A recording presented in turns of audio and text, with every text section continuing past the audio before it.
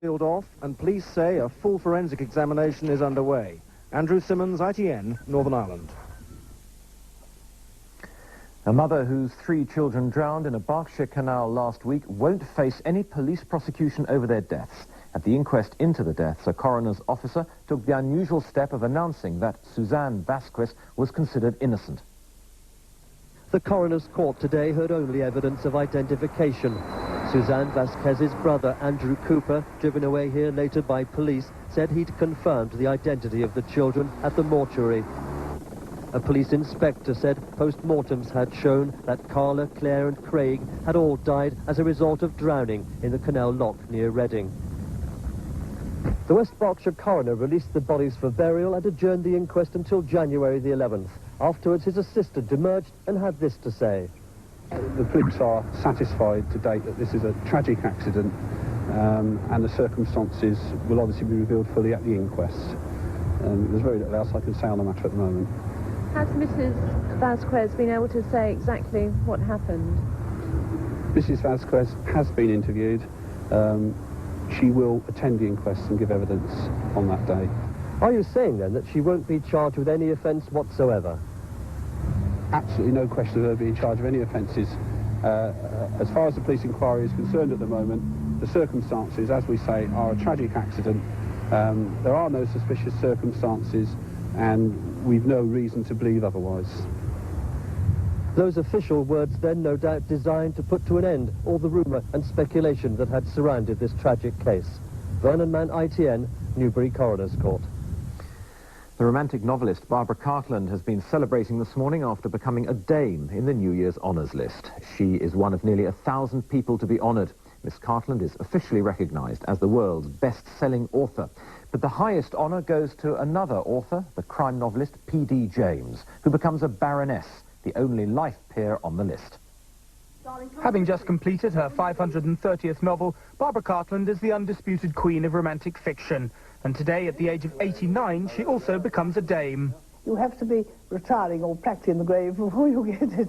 And I think that's rather sad, actually, because I think people enjoy it more when they're young. Alongside her, the crime writer P.D. James has created a baroness, the only life peer in the New Year's honours. Well, I suppose the dominant reaction was surprise, and that was followed by great pleasure, I must say, and I feel very honoured and delighted.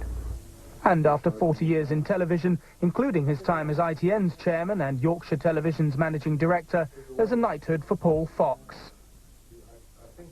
I'm pleased for television, I'm pleased for the whole of the television industry, both BBC and ITV, having worked in ITV, and I'm pleased for the Royal Television Society, a society of which I'm the president. And the broadcaster and Childline founder Esther Ranson is made OBE, while the actor and gay rights campaigner Ian McKellen becomes the latest theatrical knight. His appointment's been praised by another man from Wigan, Greater Manchester's Chief Constable, who from today is Sir James Anderton. This has to be the pinnacle of anyone's career, I should imagine, and certainly it is of mine. And from the world of sport, England cricket captain Graham Gooch is made OBE, so too are former England goalkeeper Peter Shulton and racing driver Nigel Mansell. A reminder of the main news in a moment. First, Martin in the weather studio. Thank you, John. Well, on this last day of 1990, it's very tempting to look back over the years on the remarkable weather events, the storms of January and February, and the searing drought of the summer. But there's a more pressing need to look ahead, I think, at what promises to be a stormy start to the new year. We'll do that in just a second. But already there's some rain sweeping across the country, thundery outbreaks of rain. This is the latest snapshot from the radar. Picks up the pictures of the thundery showers sweeping across central parts of Britain at the moment. They'll be clearing the east coast during the afternoon. Scotland and Northern Ireland keeping the showers that the radar doesn't quite pick up. You can see them, though, on this afternoon symbol chart. There's the heavier showers across central parts at the moment, some thunder, some snow on the high ground, too. They should clear away eastwards, I think, during the afternoon to leave a somewhat dry mixture of sunshine and just 1 or 2 showers. But you keep a fair few showers, I think, up in the north, as you can see. A fair old breeze today, too, is going to make it feel quite chilly this afternoon. Temperatures as high as about 5 or 6, I think, perhaps as high as 8 in the far south. A fair breeze, but nothing as strong as the winds we're expecting for tomorrow. So let's look ahead at the first few days of 1991. Then New Year's Day starting off reasonably well, I think, and staying dry, I think, in the far north of Scotland until late in the day. But the rest of the day, wet and very windy. There's some severe gales from the southwest, as you can see. Wednesday doesn't show much of an improvement either. A lot of heavy rain still to come for the south. A brighter mixture of sunshine and 1 or 2 showers for the north, and that's pushing southwards during Thursday. So that by Friday, we're all back into that mixture of sunshine and showers, but a very windy week ahead. Temperatures fairly low, as you can see, around 5, and 1 or 2 snow showers to come too. But a pretty awful day for tomorrow, I'm afraid, to start the new year. Back to John.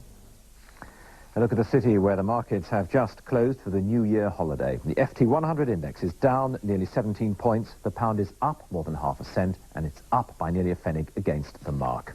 The main news is that the Foreign Minister of Luxembourg says it is very likely he will fly to Baghdad for talks on the Gulf crisis. And on this programme, Salman Rushdie said he would not denounce his book, The Satanic Verses, but he was postponing the issue of a paperback edition for the foreseeable future.